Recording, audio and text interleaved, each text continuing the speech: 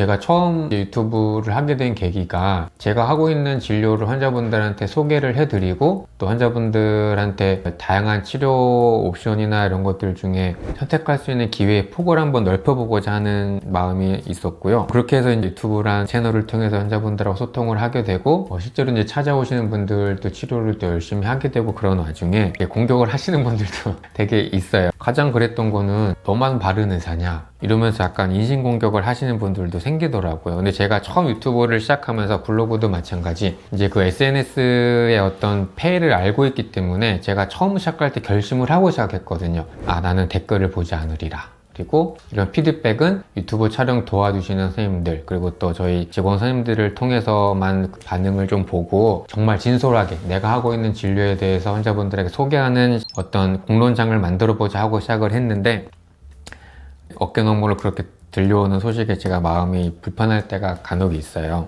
아마 경쟁 때문이겠죠. 그래서 치과뿐만 아니라 다른 데서도 왜 이렇게 치과의 실태에 대해서 언급하는 주제들이 많을까 생각이 들기도 하고 실제로 내원하시는 환자분들 중에서도 치과에 대한 신뢰가 되게 많이 무너져 있는 경우가 많습니다. 그래서 치과의 실태에 대해서 한번 곰곰이 생각을 해봤는데 제가 주변 눈치를 사실 잘 안 보는 성격이기도 해요. 왜냐면 제 몸 하나 간수하기도 정말 힘든데 이게 다른 치과 선생님들이 어떻게 진료하시나 또 어떻게 경영하시나 나를 어떻게 생각하나 그것까지 정말 생각할 겨를이 없거든요. 이게 제가 들었던 어떤 단어 중에 하나 제가 저한테 정말 충격적으로 들어온 게 뭐가 있냐면 강남에서는 임플란트나 어떤 치과 치료가 시세라는 단어로 이미 얘기가 나오고 있다고 하는데 제 머릿속에 있는 시세라는 단어는 시세가 정말 그 시시각각 변하는 가격인 거잖아요. 핸드폰 가격만 저는 시세로 제 머릿속에 들어있거든요. 그래서 저도 2년마다 핸드폰을 바꾸는데 그 이유가 2년마다 바꾸면 보너스가 많더라고요.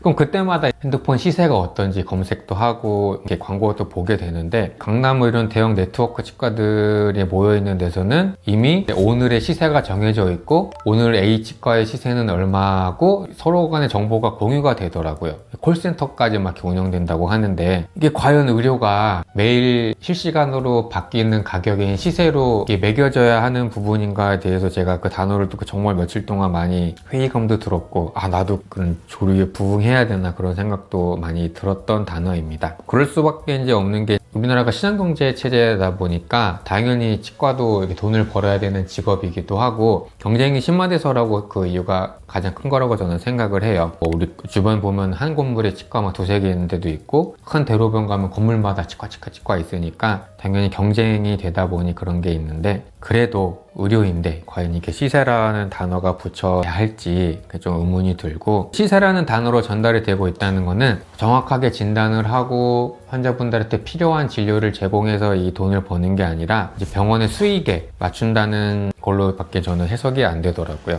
저희 치과 오셨던 환자분 중에 치료 계획을 한번 들어보고자 한번 오셨던 환자분들이 있어요. 그래서 저희는 이제 환자분들 처음 오실 때 그런 거 꼭 잘 물어보거든요. 다른데 치과에 한번 들려서 상담 받아본 적이 있으신지. 이 환자분은 그걸 정말 대놓고 말씀을 하셨고 이가 아파서 치과에 갔는데 발치 생각은 전혀 안 하시고 일단 그 치과에 가셨어요. 갔는데 환자분한테 상담하시는 분이 말씀하시기를 크라운 치료를 하면 다른 치과는 그 치과나 45만원, 50만원 돈인데 임플란트는 30만원이니까 그냥 뽑고 임플란트를 하라고 했다. 충격인 거죠. 정확하게 진단을 해서 살렸을 수 있는 치아인지 발치를 해서 임플란트를 해야 될지가 먼저가 아니라 가격을 먼저 제시를 하고 갤럭시 S냐 A냐 를 제시를 해놓고 싸니까 갤럭시 A를 해라 이렇게 돼버리는 상황인 거니까 환자분도 처음에 들었을 때는 그냥 싸니까 임플란트를 해야겠다 생각이 들었다가 예약을 하시고 아니다라는 생각을 듣고 막 검색하시고 저희 치과 오셨던 환자분이 계세요. 그 환자분 오셔갖고 이렇게 계속 무슨 말씀을 하시는데 제가 느꼈던 건 그냥 놀라신 거예요. 너무 놀랐던 거죠.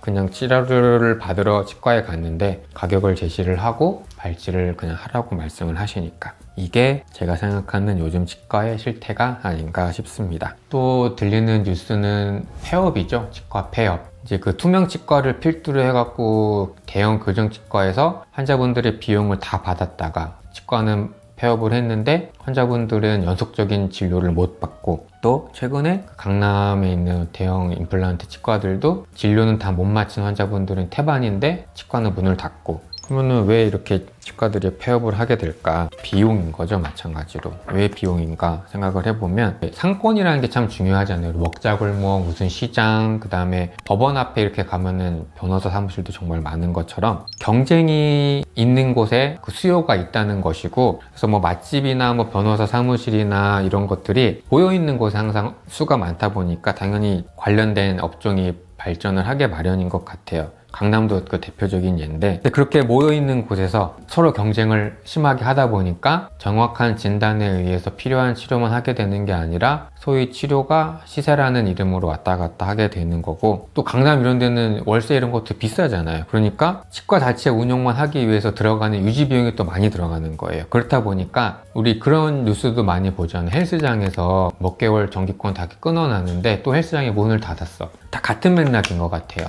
어떤 업종을 유지하려면 거기에 들어가는 비용이 들어가는데 경쟁도 심화가 되고 비용도 너무 커버리게 되니까 치료가 중간중간 끝나는 것도 아니고 중간중간 비용을 지불하는 게 아니라 그냥 처음에 다 비용을 받아 놓는 거죠. 그럼에도 불구하고 가격도 저렴하게 해놨고 비용도 다 땡겨 받았는데, 그럼에도 불구하고 그 높은 비용을 감당하지 못해서 치과가 폐업을 하게 되고 환자분들은 연속적인 진료를 못 받게 되는 상황이 오게 되는 겁니다. 이게 치과만의 문제는 아니고, 뉴스를 보면 뭐 헬스장, 헬스 운영하시는 분들 제가 욕하는 거 절대 아니에요. 헬스장, 뭐 한의원, 치과, 큰 의원들 다 같은 맥락이라고 저는 생각을 하고 있습니다. 폐업하게 되는 원인은 있어요. 너무 큰 비용을 들여서 이제 유지를 하려다 보니까 배보다 배꼽이 커지게 되는 그런 상황인 것 같습니다. 자, 그러면 실태를 말하고 또 폐해를 말하고 있으니 나는 그러지 말아야겠다고 생각을 당연히 저는 하고는 있고, 그러면은 저희 바른번 치과에서는 시세를 운운하는 치과가 되지 않고 환자분들의 연속적인 진료도 잘 도와드리고 좋은 결과를 낼 수 있는 어떤 노력을 하고 있냐. 첫 번째로 중요한 게 이제 비용이 다 전부가 아니라는 말씀을 드리고는 싶어요. 그 테무 이거 말해도 되나? 그거 되게 뭔가 싼 제품들이 막 올라오고 어떤 거는 공짜로 주는 것도 있던데, 이게 뉴스 같은 거나 유튜브 이런 거 보게 되면 테무에서 되게 싸게 물건을 구입을 했는데 뜯어보면 막 이상한 거 있고 막 그렇잖아요. 비용이 다가 아니라는 거죠.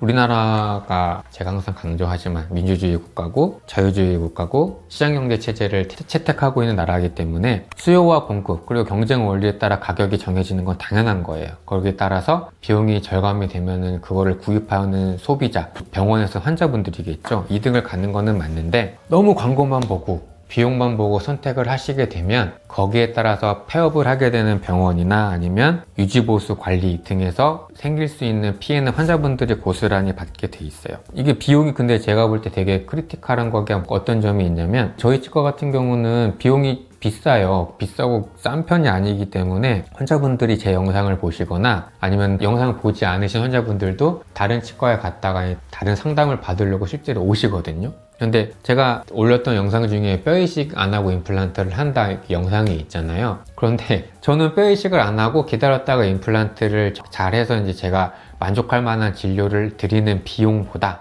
이런 대형 치과에서는 뼈이식을 하고 임플란트 하는 비용이 더 싼 거예요. 환자분은 고민을 하시는 거예요. 제가 올려놨던 영상이나 저랑 상담을 하고 나서 정말 저희 치과에서 치료는 받고 싶은데 비용이 싸니까 그걸 갈 수밖에 없는 거죠. 저는 근데 그게 막 나쁘다는 거는 아니고 이해는 가요. 정말 비용이 중요한 요소이기는 한데, 하지만 비용이 정말 전부는 아니다. 왜냐면 그 비용에 따라서 수반된 여러 가지 문제점이 생길 수 있기 때문에 첫 번째 그 비용이 전부가 다 아니다 말씀을 드리고 싶은 면이 있고요. 두 번째는 또 이제 저희 치과 오셔서 환자분들이 그 치과 못 가겠어요 하고 하시는 말씀들 중에 대표적인 게, 지난번에 갔던 치과가 너무 바빠서 의사 선생님을 만날 수 없어요. 또 설명을 안 해준다. 또는 의사 선생님이 화를 낸다. 의사 선생님과 치료 계획이나 비용에 대해서 설명을 듣고 싶은데 상담실장님하고만 연결을 해준다라고 말씀하시는 분들이 정말 많아요. 근데 저희 치과의 원칙은 새로 오시는 환자분들도 그렇고 기존에 치료를 하셨던 환자분들도 그렇고 기본 원칙은 저나 저희 보철 원장님 먼저 진료를 보고 꼼꼼하게 상담을 하고 그 다음에 비용 상담을 하는 거예요. 그러면 원장님 치과에서는 원장님이 개별적으로 다 비용 계산해서 설명해 주냐? 그렇지는 않아요. 왜냐면 원장인 제가 환자분들 비용 상담을 하기 시작을 하면 제 감정이 들어간단 말이에요. 식사를 못 하시는 환자분들, 너무 어려운 환자분들한테 저도 막 비용을 할인을 해드리고 싶고, 그러면 다른 환자분들하고 차별이 생기게 되죠. 그래서 저희 치과는 상담은 제가 다 해드리고 설명은 다 해드리고 진료실 실장님, 진료실 팀장님 비용 상담은 해드려요. 절대 치료 계획과 관련해서는 선생님들이 개입하고 있지 않습니다. 여기서 중요한 거는 환자분들이 원하시는 만큼 궁금증이 해소될 때까지 저나 저희 보철 원장님 다 충분하게 설명을 해드린다는 거. 절대로 화를 내거나 바빠서 저를 못 보는 일이 절대 없는 게 저희 치과의 장점이죠. 오히려 주기적으로 체크 약속을 제가 너무 많이 잡아드려갖고 가끔가다 제가 차트를 보면 병원에서 그만 연락했으면 좋겠다고 하시는 환자분들도 있습니다. 근데 중요한 게 저희 치과가 꼭 정답은 아니에요. 왜냐면 이 생태계잖아요. 사람들이 살고 있는 것도 자연의 일부고 병원도 마찬가지인데 다양성이 정말 중요한 거거든요. 저희 치과 같은 분위기를 좋아하시는 환자분들도 있고 뭔가 빠른 진료, 신속한 진료, 저렴한 비용의 치과를 좋아하시는 분들도 있어요. 그럼 그게 또 정답이 될 수 있어요. 저도 이제 직업이 치과이다 보니까 볼링공만한 머리를 항상 이렇게 숙이고 진료를 하고 허리를 구부정하게 하니까 저도 이제 허리가 많이 안 좋습니다. 그래서 토요일, 일요일 날 저도 진료를 많이 봐요. 한의원에서 진료를 보기도 하고 정형외과도 갔다가 통증의학과도 갔다가 신기한 거는 제가 느끼는 불편감 증상은 똑같아요. 하나예요. 허리가 아파서 잘 때 깨요. 옆으로 돌아 누워야 안 아프거든요. 그 증상은 똑같은데 한의원을 가거나 정형외과를 가거나 통증의학과를 가면 제가 듣는 진단이나 설명 방식은 다 달라요. 되게 신기한 거죠. 내가 느끼는 증상은 똑같은데 또 신기한 건 하는 물리치료는 다 똑같은 것 같아요. 그럼에도 불구하고 제가 가게 되는 병원은 저에 대해서 계속 궁금증을 가지고 물어봐 주시는 원장님이 계시는 곳도 병원이 커서 바쁘더라도 저에 대해서 계속 궁금증을 가지고 이것저것 물어보시다가 결국에는 해결이 안 되니까 저희 직원마저도 궁금해 하시고 조심스럽게 물어봐 주시는 원장님한테 제가 진료를 꾸준하게 받게 되고 그 원장님한테는 다 제 직업이나 이런 거를 노출을 하게 되더라고요. 저희 치과도 마찬가지인 것 같아요. 이렇게 환자분들의 일상생활에 녹아있는 그런 불편감이나 보통 이렇게 너무 급박하게 돌아가는 치과나 시세를 말하는 치과에서는 발견하기 어려운 것들을 저희 직원분들이나 저랑 이렇게 대화를 통해서 하나씩 발견해 가는 것, 그렇게 해서 신뢰를 쌓아가는 것, 그게 이제 저희 치과의 장점인 것 같고, 보증서는 뭐 제가 영상에도 올렸으니까 뭐 보증서도 장점이긴 한데 또 길게 언급은 하지는 않겠습니다. 또 하나는 제 주특기이기도 하죠. 턱관절과 관련된 건데, 치과에 곰곰이 생각해보면 있잖아요. 정말 아파서 오는 경우가 드물거든요. 예를 들어 치통이 너무 심해서 얼음주머니를 댈 정도의 통증을 오는 환자분들이 드물죠. 또 잇몸질환 때문에 극심하게 통증이 있는 경우도 드물어요. 그런데 아파서 치과를 오게 되는 것 중에 하나가 턱관절 질환인데, 턱이 아파서 오는 환자분들한테 저는 절대로 치과 치료 먼저 권해드리고 있지 않습니다. 그 이유가 또 환자분들 실제로 저한테 말씀해 주셨던 거예요. 턱이 아파서 다른 치과를 가면 턱은 안 보고 자꾸 다른 치과 치료, 충치 치료하라고만 설명을 한다는 거예요. 나는 턱이 아파서 입이 안 벌어지고 턱에서 소리가 나는데, 그래서 제가 그 말씀을 잘 들어보고 결심을 한 게 있어요. 아, 나는 턱관절 진료를 볼 때 환자분이 저한테 신뢰를 느끼시고 CC라고 하죠. 불편했던 증상이 해결되기 전까지는 절대로 치아를 보지 말자. 제 진료 철학이 돼버렸고, 실제로 턱관절이 아파서 오시는 환자분들 제가 입안 사진도 다 찍고 하지만 절대로 제 입에서 먼저 충치치료 말이 나오지 않습니다. 턱관절 질환을 제가 잘 진료를 해드리고 한 2달, 3달 계속 진료를 하다가 어떤 때가 오니 환자분들이 그 말씀을 하세요. 원장님, 저 여기 충치 있는 것 같아, 한번 봐주세요.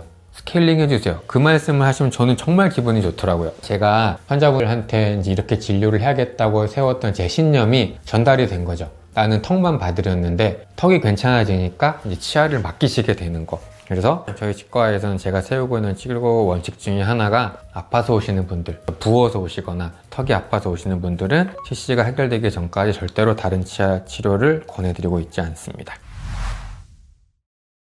도움이 좀 되셨으려나 모르겠어요. 요즘 뭐 이렇게 광고 혹은 홍보 매체가 정말 다양한 것 같아요. 예전에는 우리 신문, 종이신문, 그 다음에 엘리베이터 옆에 거울에 붙어 있는 광고 전단지, 아니면은 그냥 집 앞에 있는 병원, 이런 게 전부인데, 요즘은 그냥 인터넷 치면은 수십 개의 병원이 쭉 뜨잖아요. 정보가 정말 넘쳐나는 시대인데, 아까도 이제 말씀을 드렸지만 제가 꼭 옳다는 거 절대 아닙니다. 왜냐면 다양성이라는 게 정말 중요하죠. 근데 환자분들이 꼭 중요하게 생각하시면 좋을 것 중에 하나는, 뭐 안심치과, 양심치과 이런 말들이 전혀 의미가 없다고 저는 생각을 해요. 여러 군데 가보시고, 이거 되게 중요한 단어예요. 환자분들의 취향에 맞는 치과를 선택하셔서 설명을 잘 들으시고 치과 치료를 받는 게 정말 중요합니다. 이 취향이 정말 중요한 게 뭐냐면, 환자분들 중에 이런 말씀 하시는 분들이 있어요. 예를 들어 저희 치과에 오셨는데 여기는 왜 크라운 치료를 하루 만에 안 끝내주나요? 당일 뭐 안 만들어 하시는 환자분들이 있어요. 그 환자분들은 취향이, 본인들의 성향이 뭔가 빠른 진료를 원하시고 그런 걸 원하시는 분들인 거예요. 그러면 저랑은 안 맞는 거죠. 그래서 그런 서비스를 제공하는 병원을 찾아서 충분히 설명을 또 해주고 그런 병원 일단 거기서 진료를 받으시는 게 저는 가장 좋다고 생각합니다. 안심치과, 양심치과 이런 게 전혀 의미가 없어요.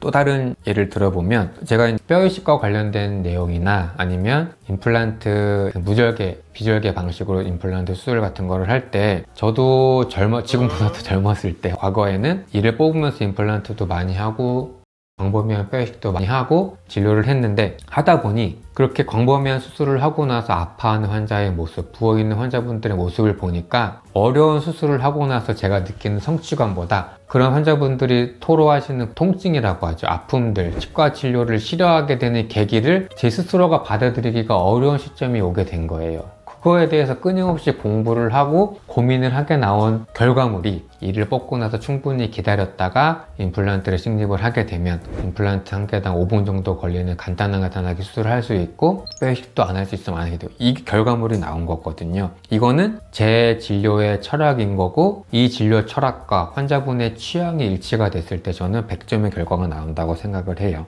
그래서 환자분이 정말 기억을 하고 계셔야 되는 게 비용이 정말 다가 아닌 것 같아요. 정보는 차고 넘치는 시대이기 때문에 환자분들의 취향에 맞는 그리고 이런 설명들을 담당 의사가 잘 설명해주는 치과가 있다고 하면 거기서 진료를 받으시는 게 100점짜리 진료가 된다고 저는 생각을 합니다.